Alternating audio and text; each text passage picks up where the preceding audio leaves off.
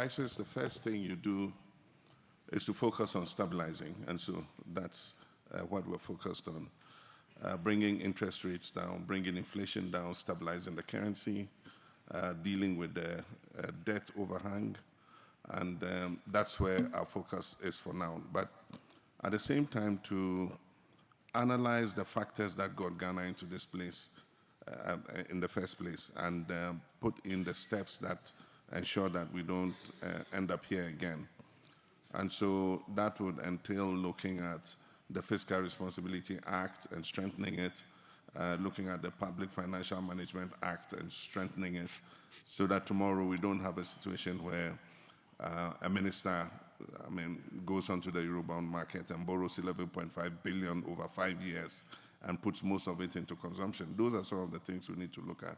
We need to look at our debt management department and strengthen it so that it's able to provide information to the public on what our debt trajectory is and keep it being below a certain ceiling. We need to introduce an independent value for money office so that we're making sure that our projects are coming in at the right value and at the right cost. We need to make sure that we cut out waste, reduce corruption. Those are all things that have to be dealt with. And that's what the new government is struggling with.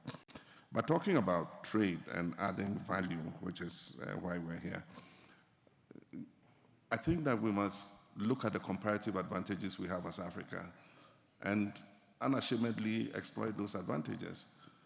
And I can see that in the place of agriculture and agribusiness. I can see it in the area of our natural resource endowment.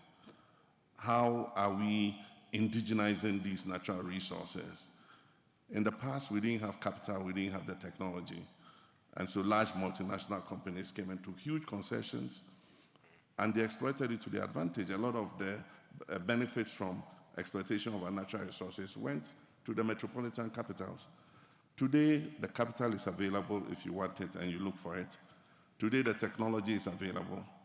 We have situations in Ghana where in the gold mining industry, the bulk of the mining actually is done by indigenous companies.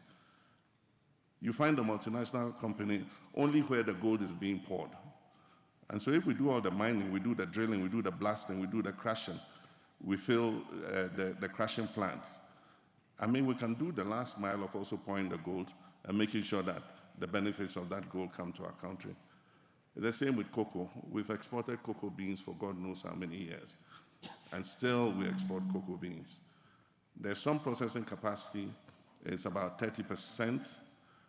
We have the capacity to process almost 500,000 tons of cocoa, but we're not processing that much. We're processing at about 200,000 tons because the cocoa board that needs to be extracted believes that it gets immediate foreign exchange when the beans are traded, and we sell for it, and so they get the money in advance before we even export one bean.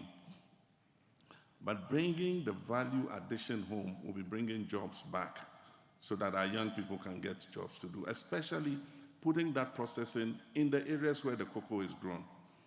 And that's why we're excited about the initiative between Ghana and Cote d'Ivoire, because together we produce about 80% of the world's cocoa. And so if we coordinate and work together, not only in terms of improving production, but also in terms of processing and bringing processing up to that chocolate, that last chocolate home, will create more jobs for our young people, because we all recognize that with a growing youth population, yes, it's an advantage for Africa, but if we're not creating opportunities for these young people, then it becomes a ticking time bomb. And so we need to look at all those areas. Ghana has also oil and gas. We don't have the technology to exploit the gas, especially in deep water. So you need partnerships. But once that gas has been produced, how much of the oil are we refining locally? We've done well with gas because we're using the gas to fire our thermal plants to produce electricity. And Ghana has a comparative advantage when it comes to the West African power pool to export power to our neighbors, to Burkina Faso and Niger. And so bringing on more gas, putting in an increased capacity to process that gas and produce electricity will be adding value to the natural resource and exporting that power and using some locally. One area we need to concentrate on, yes, it's good we have the African Continental Free Trade Area, but there are obstacles to trading amongst ourselves, and that is because the trade facilitation infrastructure is not available. Roads that lead between our countries are nothing to write home about. We don't have the rail transportation. We don't have the ports. We need expanded ports that are faster, handle goods in a faster way.